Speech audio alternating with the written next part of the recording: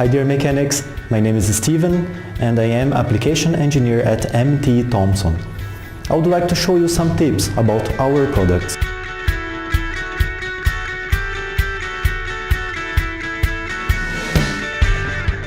Not always can an oxygen sensor be replaced by a universal Lambda sensor.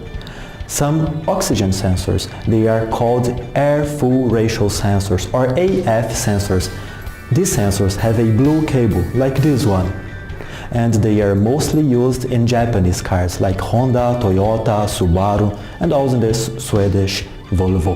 In these cases, before you decide to use an universal 4-wire sensor, please check your reference in our electronic catalog. Thanks for watching. I hope this video has helped you. MTE-THOMSON has always a new tip for you. See you next video.